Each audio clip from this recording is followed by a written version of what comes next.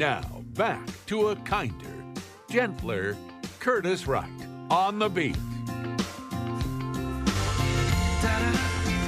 We're back live here on the beat, 7:35 this Friday morning. Get up, get something hot. There's lots more to talk about here on the beat. The current budgetary treatment of Fannie Mae and Freddie Mac, as off-budget federal entities, meaning that they are excluded from the budgeting rules and processes, creates deficit reduction in appearance only, with several ill effects. Now, this is from a Heritage Foundation Backgrounder report. These are reports and studies they do on major issues. It goes on to say, where Fannie Mae and Freddie Mac considered to be on-budget entities, if they were on-budget entities, the federal government would have reported $3.6 trillion in spending and $780 billion in deficit in 2013. Instead, because of the way it is treated off-budget, the government spending was effectively underreported by $100 billion. Yes, you know who the next guest is here on the beat. How many times has he told us or explained to us or shared with us stories exactly like this? Joe DioGuardi's live from New York, a former congressman and CPA. Boy, Joe, Good morning. When I Good saw morning, that, Curtis. Good morning. Hey, Curtis, it just looks like, it sounds like you're reading from my book. Yeah, I know. I have an entire chapter on this that I wrote in 1992 because we did have the experience of the S&L bailout by then and the New York City bailout in 75, the S&L in 87. And basically, the conclusion I drew is that the entire accounting system in the federal government had to be changed to the one that the Securities and Exchange Commission imposes on publicly traded companies to protect the taxpayers. And what you're reading in this little backgrounder, which only covers Fannie Mae and Freddie Mac, they're only two of the major government-sponsored enterprises. You have another 31 corporations that act the same way. They're called government corporations. They don't call them government-sponsored enterprises, but the accounting is the same. And basically, what you're reading in this backgrounder by the Heritage Foundation is a course on accrual accounting. They call it cash flow accounting that the government is on. If you look back at the Chapter 5 of my book, Unaccountable Congress, which is the Big Apple and Washington, one bailout after another, you're getting in that chapter alone a course on why we need the accounting method that I call accrual. It's called liability accounting, in effect, instead of cash flow accounting. And here's Ken Auletta, the great writer in 1975 who became famous because of his articles in New York Magazine about the bailout. He said, when he wrote the article was entitled "The Streets Were Paved with Gold." He described what was going on as lies from all kinds of public officials robbing taxpayers of literally billions through excessive borrowing to cover up excessive fraud. Martin Meyer, in my page 44 of that chapter, my book, Martin Meyer, author of the best-selling book on banking called The Bankers, later wrote, quote, "On the simplest level, the story of New York's financial collapse is a tale of a Ponzi scheme in municipal power." By the way, substitute federal power for what I'm reading you. The regular and increasing issuance of notes, substitute treasury bills, to be paid off not by future taxes or revenue certified to be available for that purpose, but by the sale of future notes. Like all chain letter swindles, Ponzi schemes self-destruct when the seller runs out of suckers, as New York did in 1975. That poses the question, is the United States of America going to run out of suckers?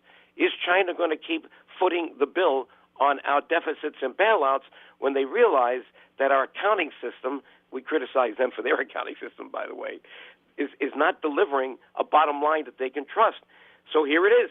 The federal government can be described, according to Martin Meyer and Ken Oletta, as a Ponzi scheme. Well, because what we're doing is we're making up for these deficits today by just selling more Treasury bills. Well, when you say running out of suckers, it's not been widely reported much in the last couple months, but China has, in fact, started to cut back. And as I believe you're seeing with Yellen, the new Fed chairwoman, and them in a dilemma about what to do and how quickly to do it. In other words, we got to do something. We've got a problem here. They don't know what to do. They've painted themselves into a corner.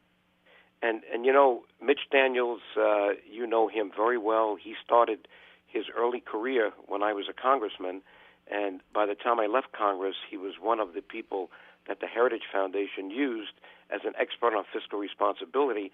And as soon as I put up the book, Unaccountable Congress, It Doesn't Add Up in 1992, he did a backgrounder just like the one you're reading, and you could pretty much recycle that language. We're just kicking this can down the road, and we're allowing Congress to set accounting principles. You just said $100 billion. That's only this year's cost. Yeah, that's this year's cost. This is not. And Joe, so let's look at the two situations. You've been talking about the federal government of the United States, and it's become a Ponzi scheme. And how has this all happened? Because of the way we keep or the way we don't keep the books, however you want to. And we're hiding the true facts from the American people. Decisions are being made that have no relationship to the true conditions.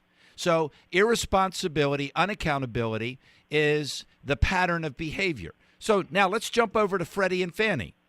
Right. And by the way, I should say, and what's the end result? The United States of the government of the United States of America is basically bankrupt, right? Right. Now let's look over to Fannie and Freddie. The same exact components, the same exact pattern of behavior, and the same exact end result, right? Absolutely. And anytime you have a situation where you're not accounting for things on an economic value basis, and you're using just cash flow, you can easily make the case that you have money in your pocket. But what you're not talking about is how that money got there. Many times we get money in our pocket by borrowing, right? Mm-hmm. Many times, the money in the pocket is there, but we've got obligations to pay for it with it that have to precede, in many cases, what we think we want to spend that money on. Joe, in this report, now, and I want you to explain this to us maybe if I'm just going to read it. One of the things that caught my attention, this is what it says. Failure to consider the GSE's mortgage guarantees, that would be Freddie and Fannie, in budget reporting, so that's not reported at all, puts taxpayers on the hook for taxpayer bailout of mortgages in the future without accounting for those risks today on the books. Ultimately, that responsibility is nearly $4 trillion in guarantees. Amazing. That's unbelievable.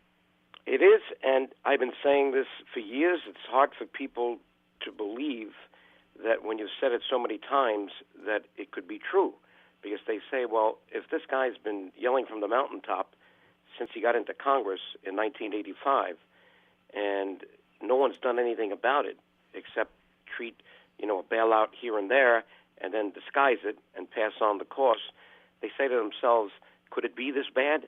Yes, it is that bad. And people have called it a Ponzi scheme. People have called it a fraud. But yet when you use that kind of language, people say, well, this is a kind of someone who's an extremist. This can't be. How could our great Congress, how could our great country allow something like accountability to be so shabby? And you're just talking about one entity called a government-sponsored enterprise, a GSE, or two of them, Fannie Mae and Freddie Mac. Don't forget the, quote, ugly cousin of the government-sponsored enterprise, close quote. It's called the Government Corporation. And one of them, believe it or not, is the Pension Benefit Guarantee Corporation. Notice that word guarantee. And it's become one of the most risky corporations that we have to date. The 2013 financial statements of the United States that just came out a couple of months ago for the year September 30th, 2013, Don't forget, we're in the year now 2014. It sounds like that's a long time ago already. They list the liabilities for the Pension Benefit Guaranty Corporation at $105 billion, but they list the corporation's contingencies. You know, contingencies? This is what people who are good at estimating, and accountants do this when they have audits, because they engage other experts to do it, like actuaries and economists. But their contingencies for that one corporation alone are $328.9 billion. So take 31 of these companies. This may be one of the largest. I got to go through and do a whole study on this. And you're talking about probably much more than the $4 trillion you just mentioned. So, you know, we've got to be honest with each other. And by the way, when I read this backgrounder, they didn't mention the word accrual once. They dumbed it down to cash flow accounting. Mm-hmm. That means that people are afraid to even talk about the fact that we have a system that's recognized by the United States and the world. It's called accrual accounting. Why don't they want to use the word? Because they know most people are not educated in accounting, and their eyes would glaze over, just like many congressmen today. This is crazy. And what we're talking about, and it relates to this story and dozens of others, that we're in a position now that we don't feel we can trust our government.